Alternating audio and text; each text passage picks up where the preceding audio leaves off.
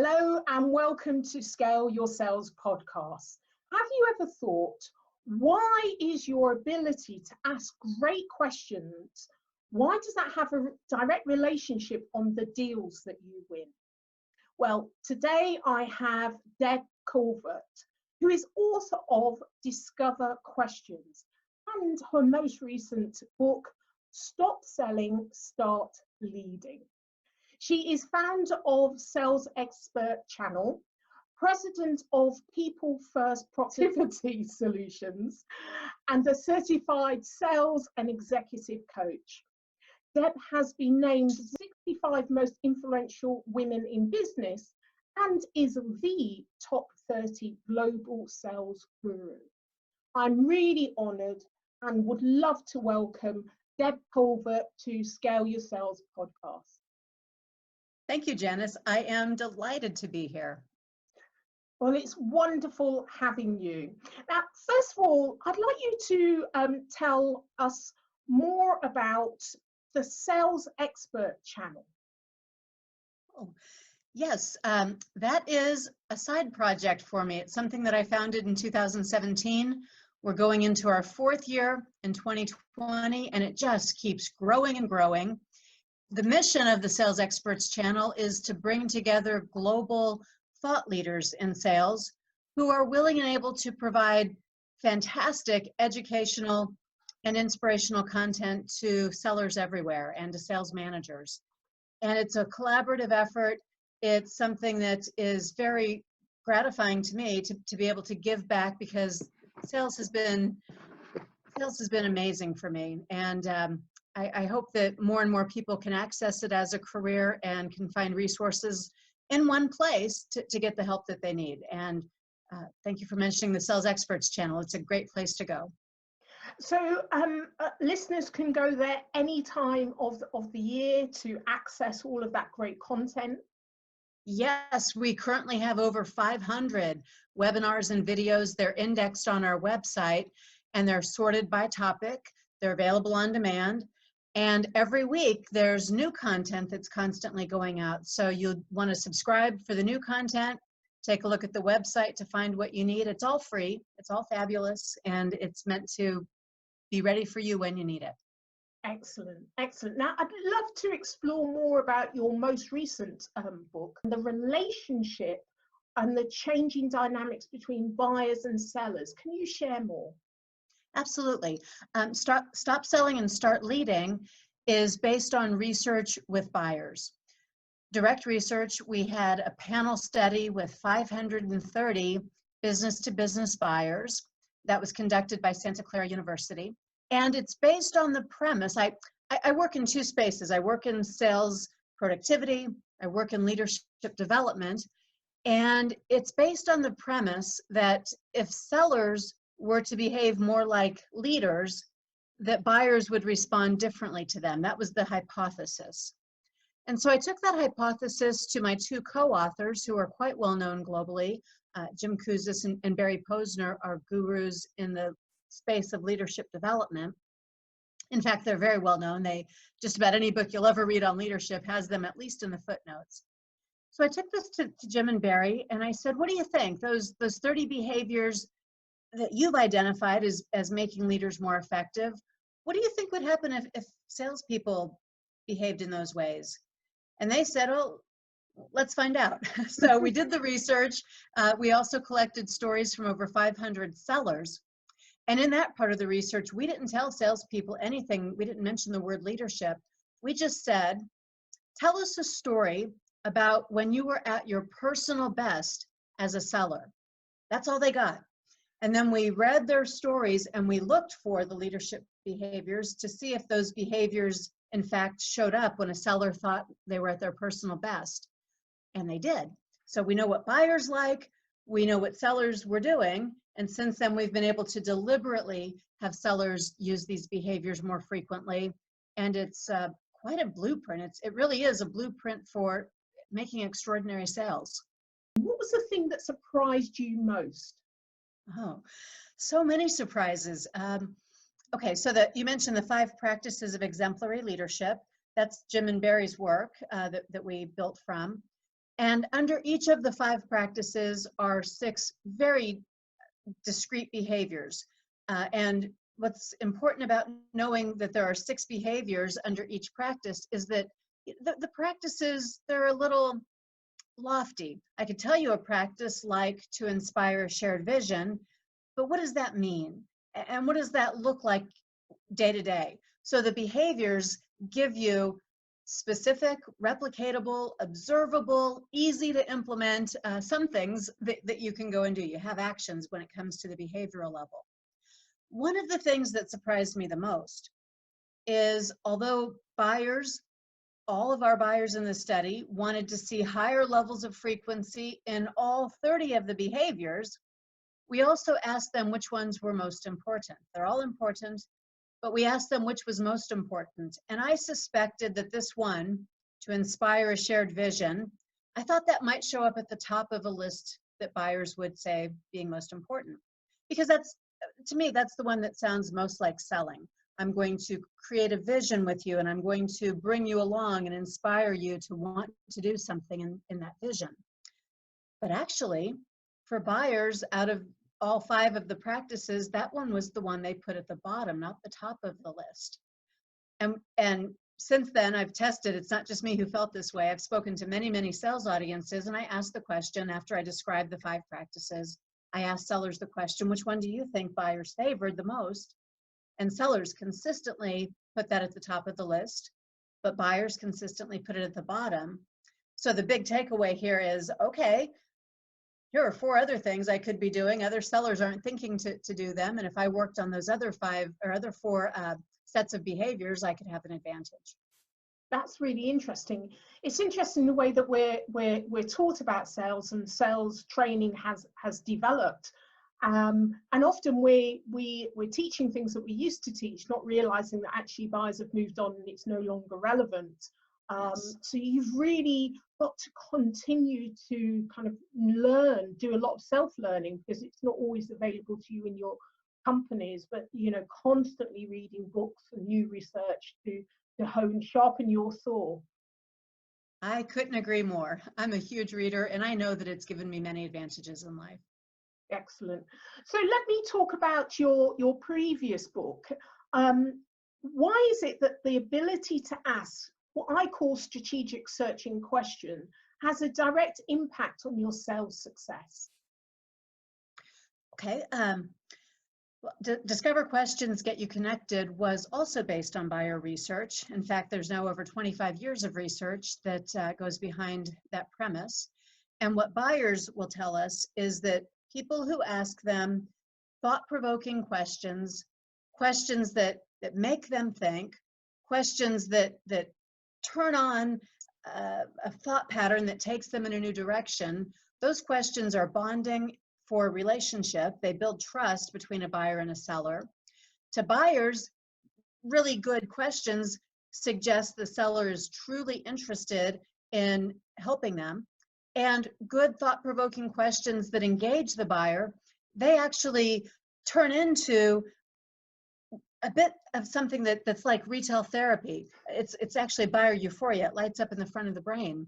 And really good questions, they excite people because they open up possibilities, as opposed to non-strategic questions that are more about a report out of the data, the things that we already know, or the canned questions, the ones you expect from every seller. Having a different kind of conversation that's engaging and bonding, well, that's a game changer. And that's why sellers can be more successful if they get good at asking questions. It's interesting, even in your personal life, when you ask a good question, you know that you've caught someone. And I don't mean in terms of a trap, but in terms of a connection that never really goes away. There's always this kind of energy of interest between 2 people, really. And so that's why I think it's worth, well, you've got to read the book, but it's worthwhile investing a lot of time thinking about and planning the questions that you ask before you actually pick up the phone or get in front of a strategic key person. I agree. And yet not being so rigid that you go down what's starting to sound like a survey, right? You've got to also be in the moment, just like you're doing here, asking the natural follow-up questions and engaging in the conversation because you listen well to the answers too. Absolutely. I'm really interested in you. I want to find out how you got into sales. Like so many people, I got to sales by accident. On the one hand, I guess I was maybe always destined to be a salesperson. When I was very young, my parents sent me out with our little red wagon during gardening season, and I had a wagon full of peppers and tomatoes and cucumbers, and I'd go knocking on doors, and everything in the wagon cost a nickel. So I was, and I could spend the money however I wanted to. So I was making money from an early age selling things. And I would sell candy for a youth organization that I was a part of. And my mom coached me on how to do better with selling by questions. She taught me, I might have been 7 years old when this started. She taught me to ask questions like, what are your plans for this holiday season gift giving? Do you have enough boxes of candy for all the people who maybe you don't anticipate giving gifts to? I mean, really sophisticated questions for a 7 or 8 year old, but people would answer their door and they would laugh at these little cheeky questions coming from a little girl. And I sold a lot of candy. I won every contest that there was because of the nature of the questions I was asking. So I was destined for it. I still didn't choose it. I went and got a journalism degree. Not I think coincidentally, that's the other kind of a job where you get to ask lots and lots of questions. And I soon realized that what I wanted to do was ask questions. I've always been a huge question asker, and I wanted to make a difference in people's lives. And so the very first job that I could find at a newspaper was a sales job, selling advertising, not a job doing writing. And I took that job with the hidden agenda that I was going to make my way over into the editorial side of the newspaper, but I never even tried. I found out I was making a difference and I was having a good time, and it's been sales ever since. Fantastic. What a mum. My gosh, oh, yeah. They're great questions. They're even great questions now. Yes. Well, she had been, she was one of the first U.S. women Marines who was sent overseas. There were a group of 13 of them. And her job, she was recruiting. She was one of the women who was recruiting other Marines before she was sent overseas. She has all these photos and pictures. She, within the Marine Corps, was a little bit famous, I suppose. But they taught her. So I owe it to the Marines. They taught her to ask these great questions to encourage women to think about joining up. Well, it's interesting because that leads us on to a question about diversity. We're both women in sales, and I'm interested in your experience and whether you think that more should be done, whether you feel that sales is moving in the right direction in terms of diversity. I always like to preface my answer by saying something else about my mom. So certainly, given that she was one of the first U.S. women Marines to go overseas, and she did many groundbreaking things, she had a very clear point of view. As an early feminist, her point of view was that there's room for everyone. You've got to make room and you've got to allow for everyone, but you don't have to take away from one to give to another. And that has always intrigued me, because that sometimes things look a little different or people consider it to be a little different than that. But I think the organizations that do that, the ones that are making room, they're not taking away from anyone to give to someone else, but they're truly making room for everyone, and they see the value of everyone, and they're deliberately interested in having everyone so that they can get the best, and so that they can have a diversity of thought and a diversity of perspective. Those organizations are stronger. And when it comes to women in sales, I see encouraging signs here and there in pockets still. I think that there are barriers, many of them perceptual barriers for women in sales. There are still some boys clubs or some even language in selling that sound very off-putting to women, or actually to a lot of people, including women, I will say that. But despite all of those perceptual barriers, for the women who choose sales as a career, I know it's true for me, there are limitless opportunities And if the company you're in or the industry you're in doesn't provide you or open those doors so that you can have opportunities, don't think it's all sales. It's not. And make a pathway for yourself. Talk to people like me and you who are going to help to point the way and show where those opportunities really are. Well, I think you've certainly had a really strong role model in your mother. And, you know, I think in organizations, they have to replicate that by having other women role models. So you can see, well, they did it, I can too. And I think just by having that makes an incredible difference. I agree. And it's one of the things about the Sales Experts channel that I'm working really hard to try and accomplish, which is, you know, as I said, we'll have 76 sales experts in 2020. We try to grow that every year. And I'm proud of the fact that we have global sales experts from all over the place, and not everyone looks the same or has the same point of view or is the same age or speaks out of the same playbook. And that is important because people need to find resources and mentors and others that they can look up to, who feels like they can connect with. I mean, certainly when you look at the channel, the variety of people is astounding. And, you know, and certainly with this Scale Your Sales podcast, I wanted to have, you know, 50-50 men and women. I want to hear everyone's views about the strategic sales environment. So I think if you and I keep doing that, then we're kind of moving the needle, aren't we? Absolutely. And hopefully we're modeling to others who will pick it up and do it too. The more of this there is, the better it is for everybody. So what's your one tried and tested strategy? You know, what offer would you be able to give listeners? Oh boy. So I think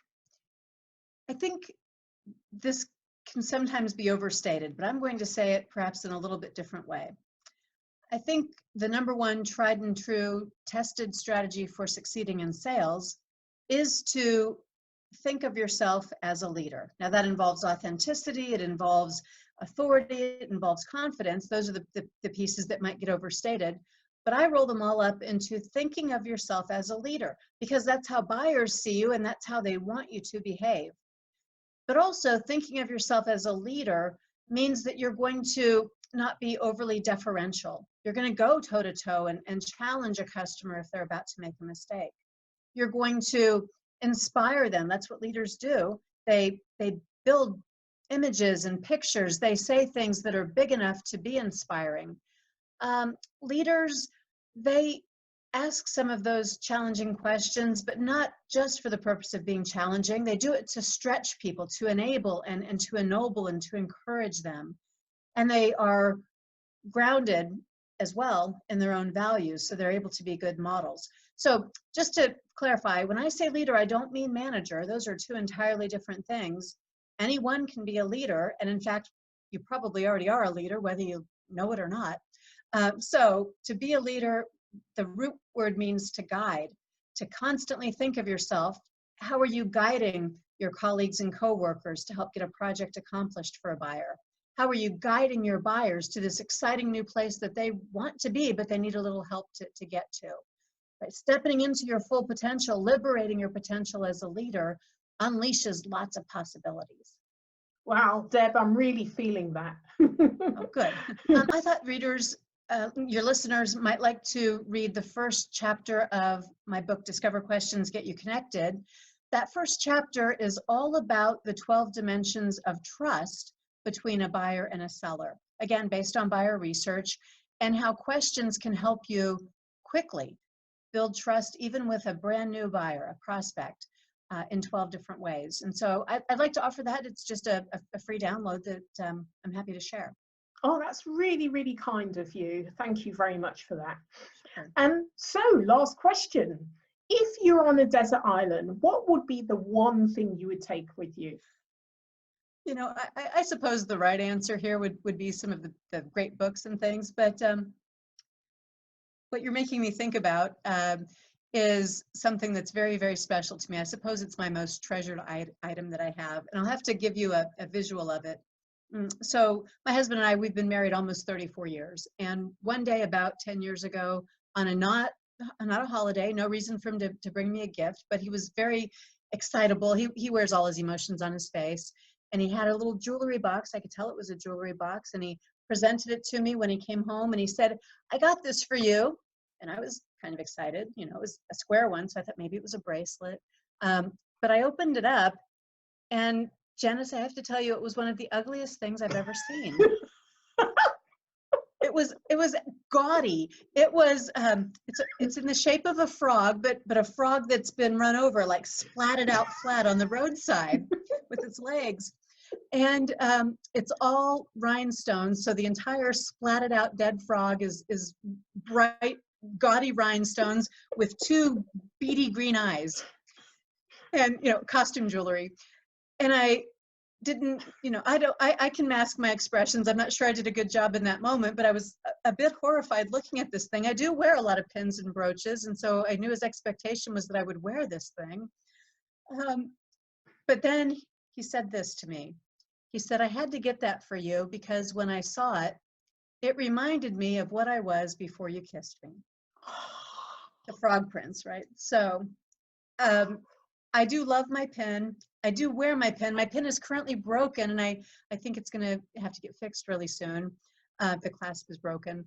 But it is, now to me, it's the most beautiful thing. And when I wear it, people give me the look like, and I don't care because it just means so much to me. And so I think that would go to the desert island and catch the sunlight for me and keep me sustained. Lay out on the beach. Yes.